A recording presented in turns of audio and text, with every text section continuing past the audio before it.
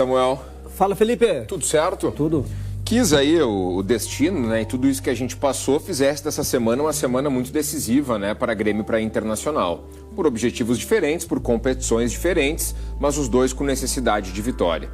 Antes de falar sobre isso, boa tarde a todos. Sexta-feira, os dois clubes gaúchos que disputam esses torneios internacionais, eles jogam amanhã. O Grêmio, às 7 horas da noite, contra o Estudiantes, Copa Libertadores da América, mais uma vez no estádio Couto Pereira. Samuel, não tem mais ingresso. 32.900 bilhetes disponibilizados foram vendidos. Para a torcida do Estudiantes, tá? Uma carga superior a 4 mil, que é por lei não, é por exigência da Conmebol. Tem que ser destinado ao torcedor visitante. 4 mil. 4 mil e pouco. E por mais que o torcedor do Estudiantes não esteja tão mobilizado assim, o espaço vai acabar ficando em branco, né? Em branco ou com muito pouca gente. Sim, tá eliminado, praticamente já vazio. Longe. Pode ter um argentino, outro que mora lá em Curitiba ou mora aqui perto e queira ir, não tem problema nenhum também, né, Samuel? Para ver o time do coração. E diz que a Conmebol também fica com uma carga de ingressos para ela ali, para patrocinadores e tal. Portanto, é bem provável que a gente tenha aí uns 35 mil torcedores, o que vai fazer de um jogo do Grêmio em outro estado ser o maior público do ano no estádio Couto Pereira, o estádio do Curitiba. Impressionante, Samuel. E não vai superar esse público, né? Não vai superar. Bom, até pode, né? Daqui a pouco a última rodada, brigando para subir da Série B para a Série A e tudo mais. O Curitiba, eu tô falando, né? Talvez, mais à frente, mas é difícil, né, Samuel, lotar um estádio. Que maravilha, hein? Que bom. Estádio, 2 estados acima ainda, né? Muito obrigado pelo acolhimento, né, do povo do Paraná. É verdade. Aos gaúchos que estão por lá. Aliás, deixa eu te fazer uma pergunta, então. Pois não. O Grêmio, depois desse jogo contra o Curitiba, vai passar a não ter casa mais. Contra o Estudiantes em Curitiba. Exato. Não tem mais casa. Não tem mais casa. E aí? E aí a pergunta que eu quero te fazer é a seguinte: o Grêmio tem alguns jogos fora, que seriam fora já porque ser fora de casa, e vai ter alguns jogos fora, mesmo que seja em casa, porque vai ter que mandar fora de Porto Alegre. Tá bem. E esses jogos não vão ser em Curitiba, porque o Grêmio vai jogar no Nordeste, vai jogar no Centro-Oeste, enfim, diversos locais. Você, se fosse dirigente do Grêmio, levaria o Grenal do dia 23 para Curitiba, onde o Grêmio criou essa identidade, tem o apoio do torcedor, o clássico está marcado para um domingo? Ou você, Samuel Vettori, como dirigente do Grêmio, levaria esse clássico o mais longe possível, que é onde o Grêmio já vai estar, por exemplo, no estado do Ceará ou no centro-oeste do país, para dificultar a logística do rival internacional, que vai estar por aqui, no máximo em Santa Catarina? Sabendo que o segundo jogo, o outro Grenal, vai ser no Beira-Rio. Vai ser no Beira-Rio. O Inter não abriu mão de ser no Beira-Rio. O Inter não abriu mão, o Inter quer jogar no Beira-Rio. Levaria lá para os Estados Unidos. Tá bom, tá dada a resposta. É que tem muito torcedor, Samuel, imaginando que por mais que o Inter vá ter uma vantagem no aspecto logístico, que o Grêmio, entre aspas, jogar em casa com o apoio maciço do seu torcedor poderia fazer a diferença. Não, mas ali vai ter muito torcedor do Inter também. Mas o mando do Grêmio? O mando do Grêmio. Vai ter mais torcedores do Grêmio por ser mando do Grêmio. Exatamente. Né? Certo. Exatamente. Mas nada impede o torcedor do Inter de ir nos Estados Unidos, em Fortaleza. Ali na volta do estádio vai encher também, né? Exatamente. Com certeza. Enfim, Samuel, Jeromel, o capitão, o ídolo e o Pavon recuperados de lesão, eles devem ficar à disposição do técnico Renato Portaluppi. O Vila Sante está com a seleção paraguaia. O Cristaldo, ele deve ser preservado, porque ele está pendurado, ou seja, se ele jogar e tomar cartão, ele não joga o primeiro confronto das oitavas de final. Se ele for preservado, zera a ficha dele. E o Soteldo se despede. O Soteldo joga hoje amanhã e viaja para se apresentar à seleção venezuelana. E aí volta quando? Boa, pergunta pra mim, você faz uma pergunta pra mim. Mas eu que tive essa ideia. Isso. Tá, e volta quando daí? O Soteldo, Vila Sante também? Isso, os jogadores convocados. Excelente pergunta. Vai depender da participação deles na Copa América. Ai. Eles podem voltar só no fim de julho. Julho. Ficar um mês inteiro fora. Não, fim de... Um mês e meio fora. Se tudo der certo. Claro, Samuel, vamos aqui. E aqui não tem nenhum tipo de preconceito, é apenas uma análise. A Venezuela tem menos chances do que a Colômbia do Borré. Sim. Então a tendência é que o Soteldo volte antes do Borré do Inter, por exemplo. Improvável. O Vila Sante do Paraguai é outra expectativa, o Rocher do Uruguai é outro, o Valência da Equatoriana, outra também. E assim, os jogadores, a partir do momento que forem eliminados, eles retornam aos seus clubes. Internacional. Isso. Amanhã também, 9h30 da noite, Caxias do Sul.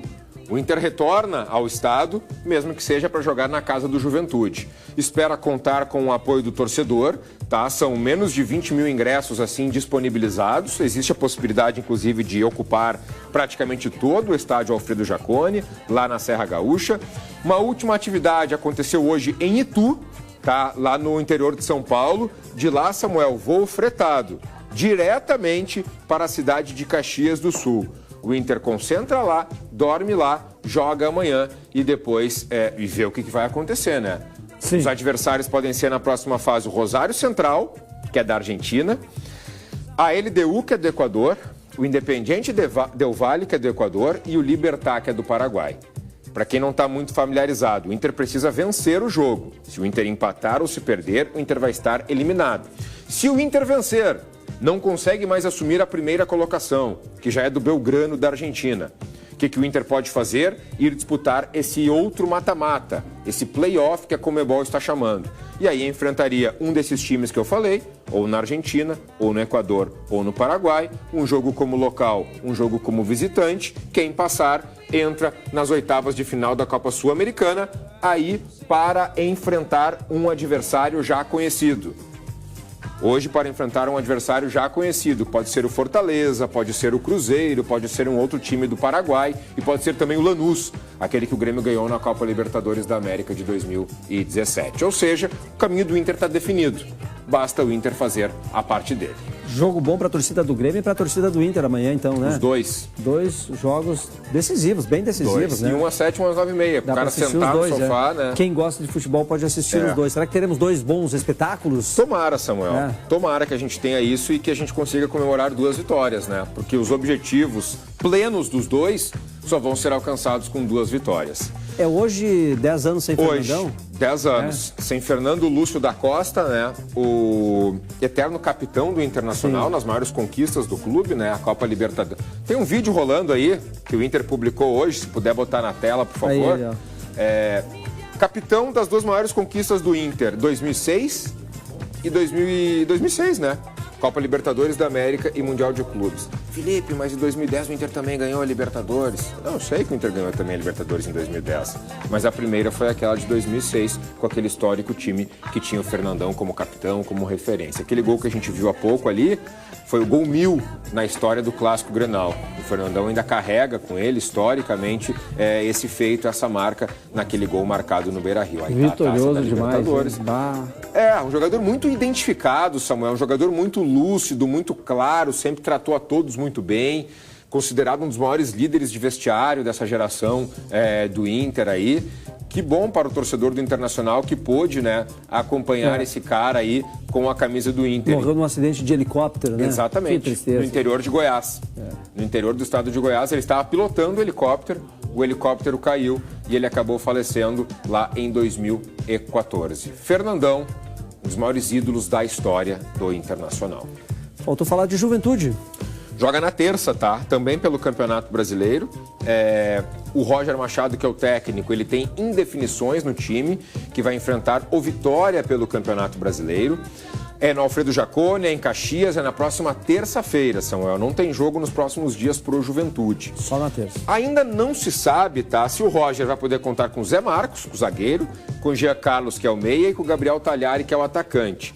O João Lucas, que foi expulso nesse último jogo, na vitória por 1-0 sobre o Atlético Goianiense, ele é desfalque, porque ele foi expulso, obviamente, e a tendência é que o Everton seja o titular.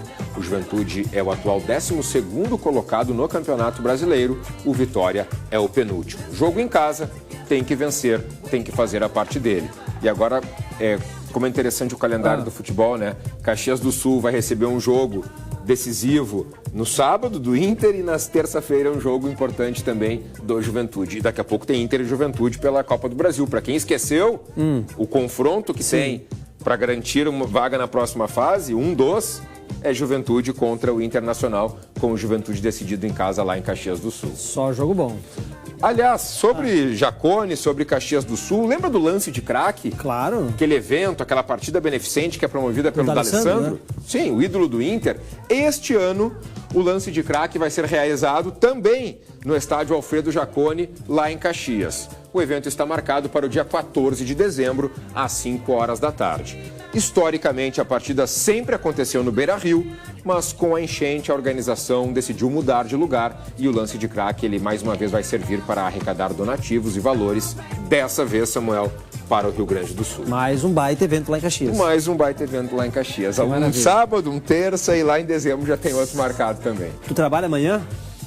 Não, amanhã eu não trabalho. Então nos Quer vemos... dizer, eu trabalho amanhã. Trabalha? Trabalho. Então estaremos juntos amanhã aqui. Talvez. Ué? Talvez. Talvez? Talvez. Então fica um mistério então. Não, tem jogo amanhã?